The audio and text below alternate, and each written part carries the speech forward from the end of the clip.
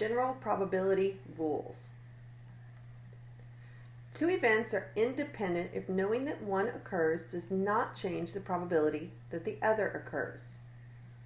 Note that this is not the same as being disjoint or mutually exclusive. If E and F are independent events, then the probability of E intersect F is equal to the probability of E times the probability of F.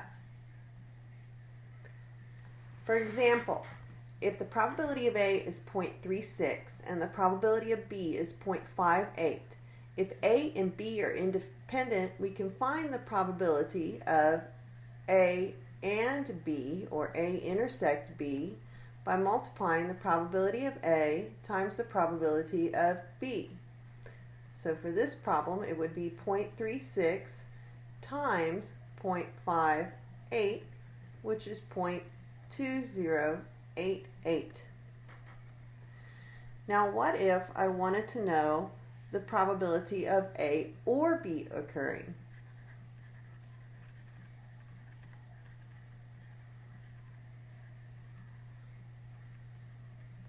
Well, recall our formula.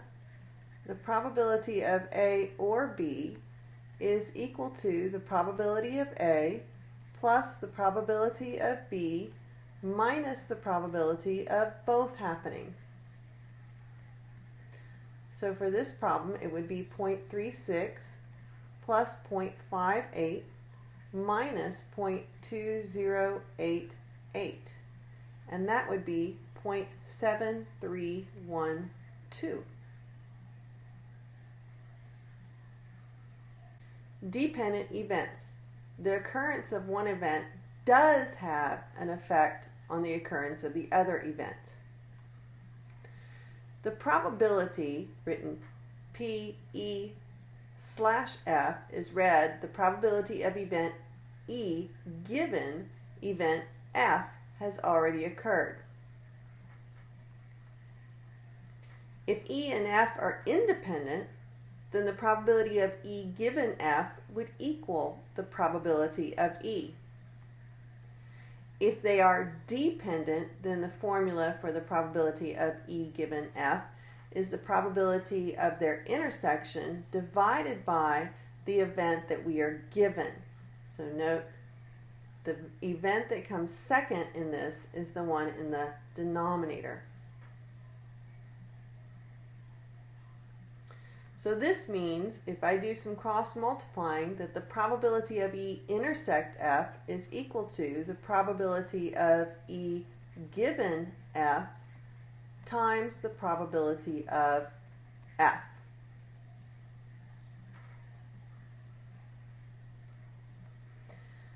For example, I have a clothing store that targets young customers, and they wish to determine whether the size of the purchase is related to the method of payment. For 300 customers, the data is organized in this table. If a customer is selected at random from this group of customers, what's the probability that the customer paid with cash?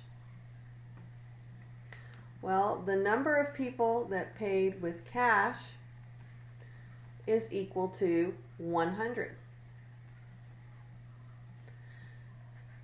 The number of customers total is 300.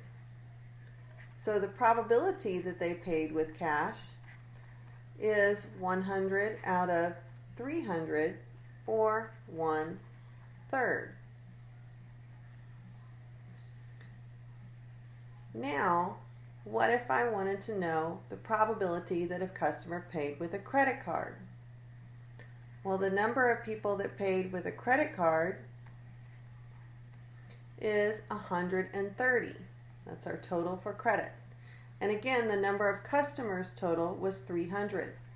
So the probability that a customer paid with a credit card is 130 out of 300, or 13/30.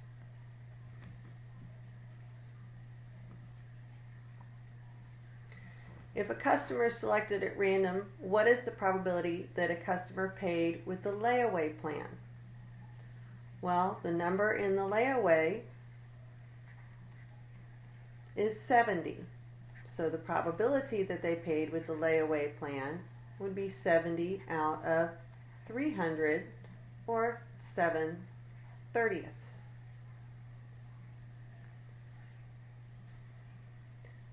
If a customer selected at random, what's the probability that their purchase was under $40?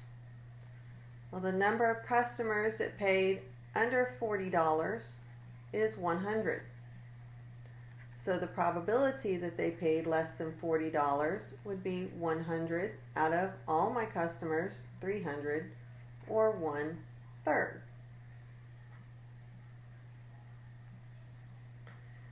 What's the probability of a purchase being $40 or more? Well, the number that paid more than or equal to $40 is 200. So the probability would be 200 out of 300, which is 2/3. Now, let's look at some givens. A customer selected at random, what's the probability they paid with a credit card given the purchase was under 40?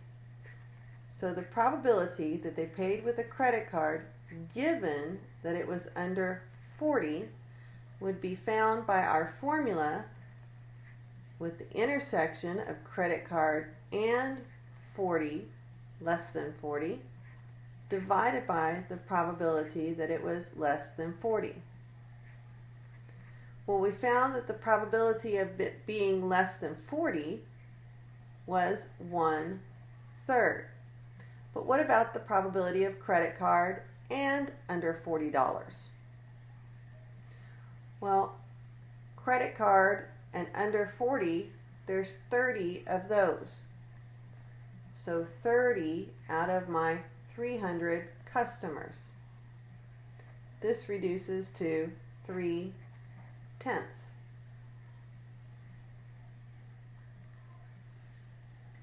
What's the probability that a customer paid with the layaway plan given that the purchase was over 40? So probability of layaway plan given the purchase was $40 or more is equal to the probability of layaway plan and $40 or more divided by the probability that it was $40 or more. We found this probability that we were $40 or more to be 2/3. Layaway and greater than 40, there are 60 out of 300. This reduces to 3/10.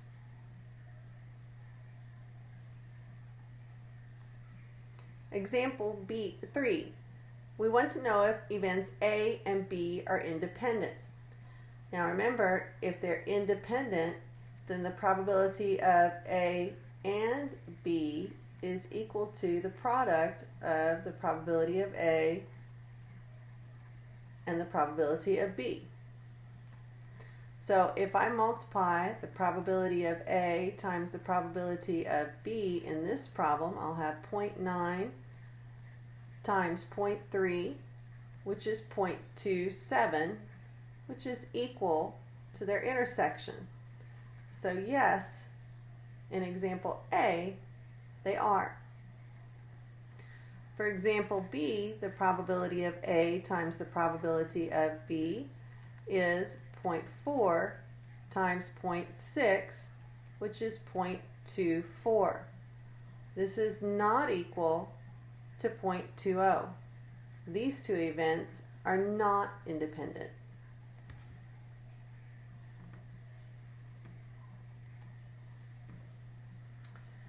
"30% of students at a local high school face disciplinary action of some kind before they graduate. Of these felony students, 40% go on to college. Of those who do not face disciplinary action, 60% go on to college." Let's begin by organizing what we have.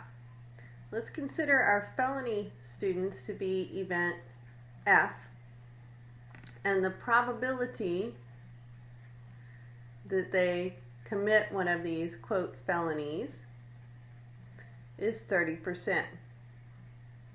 So that means the probability that they don't commit a felony, the complement, would be 1 minus 30%, which is 70%.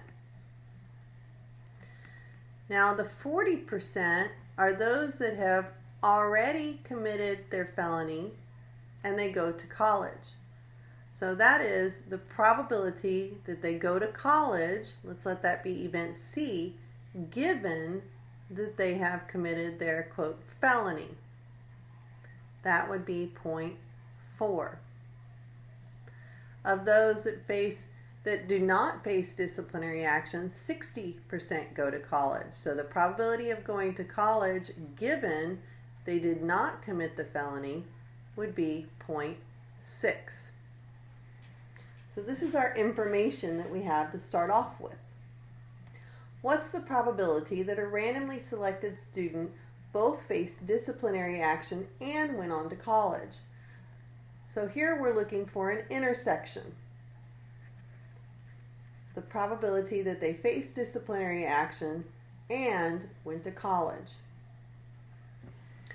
Well, recall that we said since the probability of any event given another is equal to the probability of their intersection divided by the given event's probability, we can cross multiply and see that the probability of F and C would be the probability of C given F times the probability of F. So this would be 0.4 times 0.3, which is 0.12. 12% will face disciplinary action and go on to college. What percent of the students from the high school go to college? Well, the percent that go to college would equal those that go to college and face disciplinary action, or they go to college and they didn't face disciplinary action. Well, this first probability is what we computed in part A. The second probability we can compute the same way that we did A. The probability of C and F complement would equal the probability of C times the probability of C given F complement.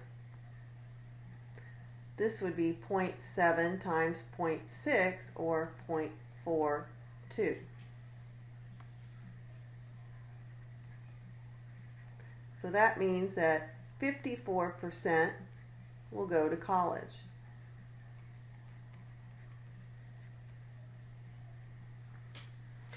Now we want to find out if facing disciplinary action and going to college is independent.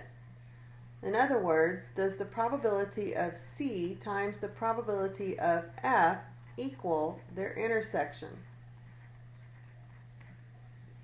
Well, the probability of C is 0.54 and the probability of F is 0.3. This is 0.162, which is not equal to what we found for the probability of C and F, which was 12%. These are not independent.